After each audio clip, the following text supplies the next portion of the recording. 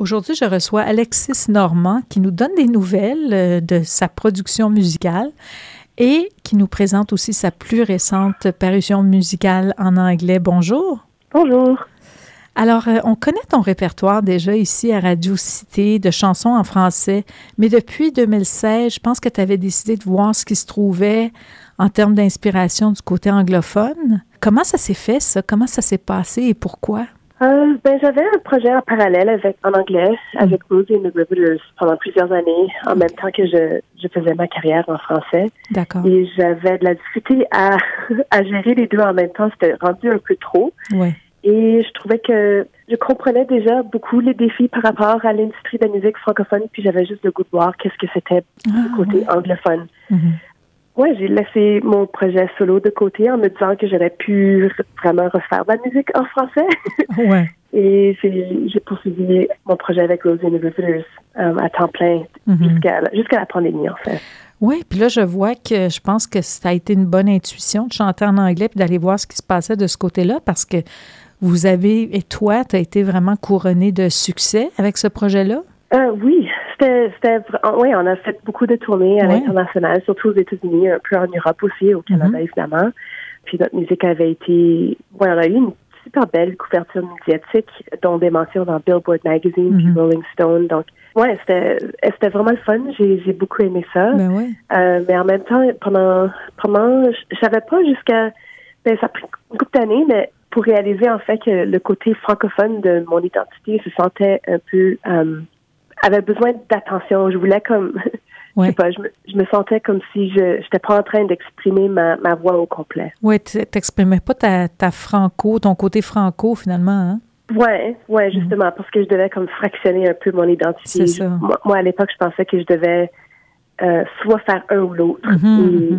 Alors, aujourd'hui, avec un nouveau répertoire, je décide de faire les deux en même temps. C'est ça. C'était comme si tu te sentais un peu comme si c'était une trahison quand tu faisais de la musique en anglais, peut-être, pour les Français? Oui, je pense que la façon que, je sais pas, quand j'ai grandi dans la communauté francophone, j'avais souvent l'impression, parce que je viens d'une famille exogame, que je devais comme cacher des parties anglophones de ma vie, comme si je devais comme regagner des points francophones ou quelque chose. Et c'est un peu la même chose en anglais, comme ma francophonie rayonnait très peu quand je faisais de la musique en anglais. Alors que maintenant, je suis plus intéressée à vivre deux vies en parallèle. Je suis plus intéressée par une identité qui est à la croisière de plusieurs choses, dont plusieurs langues, dont l'anglais et le français. Et au lieu d'être un entre-deux, d'assumer cet espace en tant qu'identité entière. Ça a tellement de bon sens. Dis donc, est-ce que, c'est peut-être une question vraiment qui se pose pas, là, est-ce que c'est plus facile ou moins facile d'écrire en anglais ou en français? C'est quoi est-ce que ça se compare ou pas vraiment? Pas pour moi. Je pense que la raison pour laquelle écrire en anglais était plus difficile au début, c'est à cause, c'est pas vraiment à cause de la langue ou l'expression, mais plus le sentiment de trahison qui venait avec, comme j'avais peur.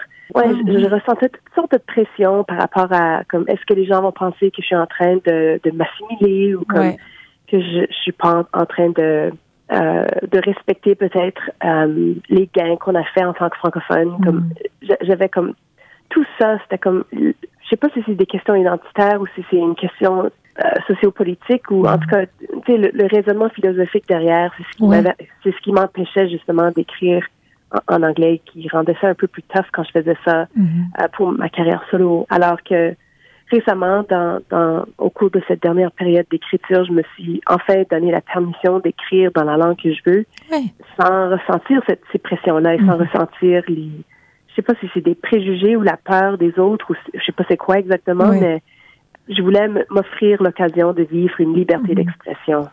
Mais ce que j'ai vu, c'est que maintenant, tu donnes aussi dans le cinéma avec la réalisation d'un premier court-métrage. Oui, justement, c'est justement des questions des thématiques d'insécurité linguistique ou comme de bilinguisme et d'identité, c'est des choses qui ont nourri ma période d'écriture de chansons, mais aussi qui ont mené à la réalisation de mon premier court-métrage, un documentaire qui s'appelle Assez French. OK. Ça pose la question un peu? Oui, c'est un court-métrage produit par l'Office national du film et le film raconte l'histoire de ma famille et comment on fait en famille exogame. Ah oui. À quoi ça ressemble vraiment de léguer la langue et la culture francophone à une nouvelle génération quand il y a un bilinguisme total ou même beaucoup d'anglophonie dans notre quotidien. Oui. Et comment ça a été pour ma mère, par exemple, qui est anglophone, mais aussi comment est-ce que c'est pour la nouvelle génération, ma sœur qui a marié un anglophone, par exemple, ou moi-même. Comment on fait, quels sont les défis, comment est-ce que les défis ont évolué ou pas. C'est des sujets vraiment intéressants. Est-ce qu'on peut voir ça sur une plateforme? Le film est en train de faire le passage des festivals cet automne. Mais c'est nouveau. Oui, c'est tout nouveau. Mais en février et mars, je pars en tournée avec mon nouveau répertoire et le film partout au Canada. Donc, fantastique. Donc, tu vas venir en Alberta? J'espère que oui, on est en train de booker ça. Puis ça va être un spectacle en français, en anglais ou bilingue. C'est quoi ta vision maintenant que tu explores tellement, puis que tu as ouvert tout grand, toutes tes possibilités? Ben, je pense que c'est juste plus une question de... Je vais m'exprimer comme j'ai le goût de le faire. Et si c'est en anglais, ça va être en anglais ou en français, peu importe. Mais je pense qu'en fait, c'est un cadeau, le fait que je puisse le faire dans les deux langues et je peux communiquer à un plus grand public peut-être aussi. Donc, je sais pas, je vois ça plus comme une boîte à outils qui est plus... qui a plus d'outils dedans. Je peux les utiliser comme j'ai besoin. Et dis donc, puis la chanson que tu nous proposes aujourd'hui s'intitule Hidden Valley. Peux-tu nous dire qu'est-ce qui t'a inspiré cette chanson? Oui, ben Hidden Valley, c'est un endroit en Saskatchewan, dans le sud-ouest de la province. L'année passée, en décembre, j'ai passé un mois en résidence d'artiste à East End. OK. Cette vallée-là. C'était un lieu tournant, un moment tournant dans mon processus de création, parce que c'était durant ces jours-là, vu que j'étais vraiment isolée, là, c'est comme à 4 heures de Saskatoon, je connaissais personne.